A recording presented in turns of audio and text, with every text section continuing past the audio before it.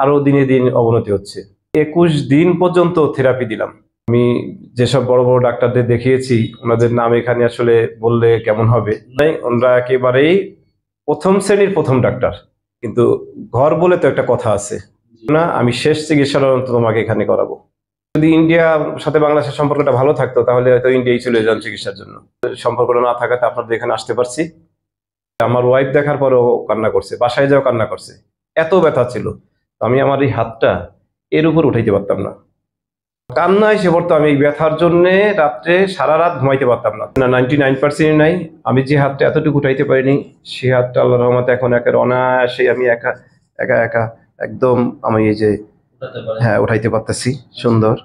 আমি বাংলাদেশের এই ফ্রোজেন শোল্ডারের জন্য অর্থোপেডিক থেকে শুরু করে মেডিসিন থেকে শুরু করে মানে ফিজিক্যাল মেডিসিন যেটা সেই ডাক্তারও দেখিয়েছি, এবং প্রথম শ্রেণীর দেখার পরেও একের পর এক আমার আসলে ওইরকম হাতের কোনো সমাধানই পাইনি।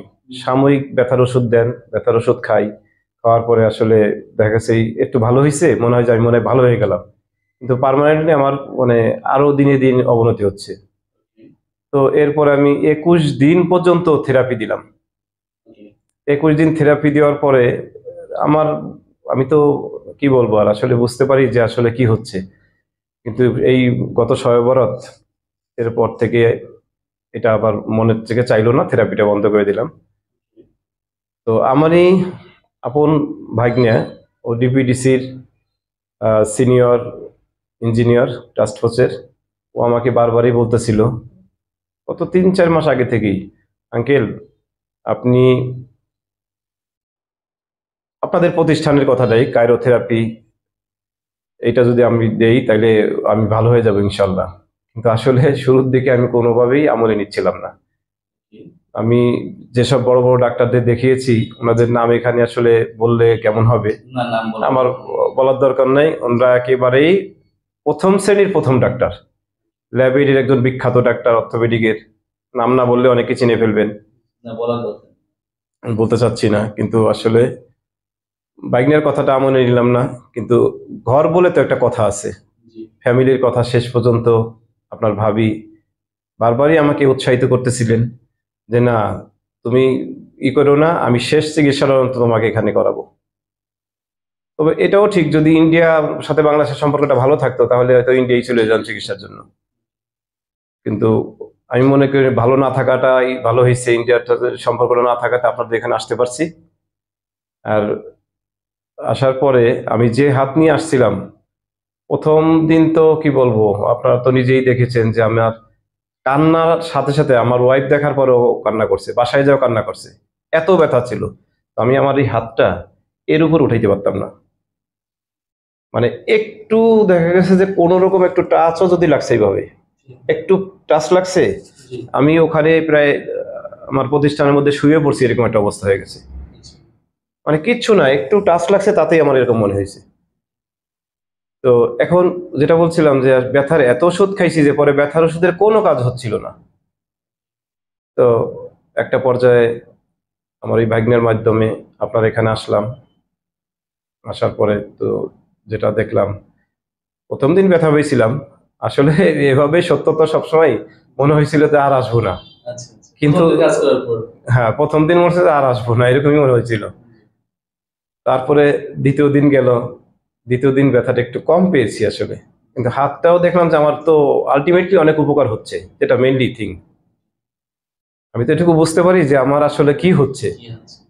স্টেপ বাই স্টেপ আমার যে ব্যথাটা ছিল, মানে আমার কান্না এসে পড়তো। আমি এই ব্যথার জন্য রাত্রে সারা রাত ঘুমাইতে পারতাম না, 24 ঘন্টা। আমার ঈদের মতো হয় নাই, এটা সত্য কথা। মানে সবসময় জিন জিন জিন জিন জিন জিন একটা ব্যথা কামড়াইতে থাকতো ভিতরে, এই কামড়টা আমি সহ্য করতে পারতাম না। তো সেই তুলনায় আপনাদের এখানে যাওয়াটা দেখলাম, আমি যে দেখার পরে আল্লাহর রহমতে আমার গত 3টা সেশনের পর থেকেই ওই কামরানের যেটা ব্যথাটা, ওই ব্যথাটা চলে গেছে। চতুর্থ সেশনের পর থেকে দেখলাম যে আরো নাই, আমার ঘুমটা এখন হচ্ছে, আমি প্রচুর ঘুমাইতে পারতেছি। তো আল্লাহর রহমতে আমি এভাবেই বলবো একেবারে যে এখন আমার ব্যথাটা 5% না 99% নাই।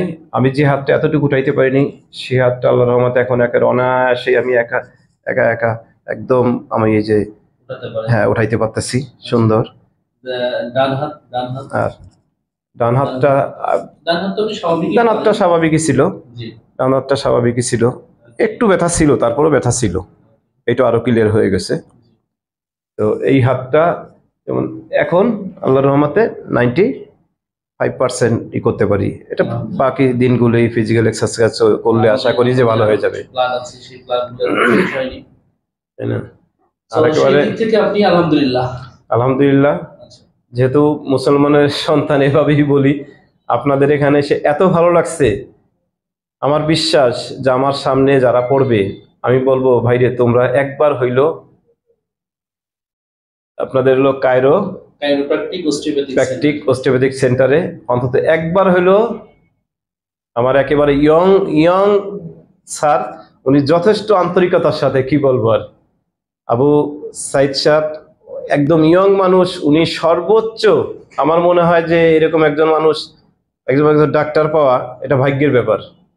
আমি ওনার আন্তরিকতা, ওনাদের মানে সর্বোচ্চ সহযোগিতার পাইছি বিদায় আল্লাহ আজকে আমারে পরিপূর্ণ, আমি বলবো পরিপূর্ণ সুস্থ হয়ে গেছি আল্লাহর রহমতে। ইনশাআল্লাহ দোয়া করবেন আমার জন্য।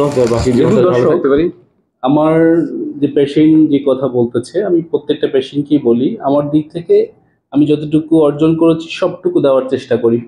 আপনারা যারা অপারেশনের কথা চিন্তা করতেছেন, বিশেষ করে ফ্রোজেন শোল্ডারে, যারা ইনজেকশনের কথা চিন্তা করেছেন, ইপিডুরাল ইনজেকশন, তারা একবার হলেও কাইরোপ্র্যাকটিক এন্ড অস্টিওপ্যাথিক আপনার সেশন নেওয়ার দরকার নেই, আপনারা এসে অ্যাসেসমেন্ট করুন। অ্যাসেসমেন্ট করে যদি আপনাদের কনফিডেন্স থাকে, আপনাদের যদি মনে হয় যে হ্যাঁ আমি এই চিকিৎসা করে আমি ভালো হব, তাহলে আপনারা দেন সিদ্ধান্ত নেবেন।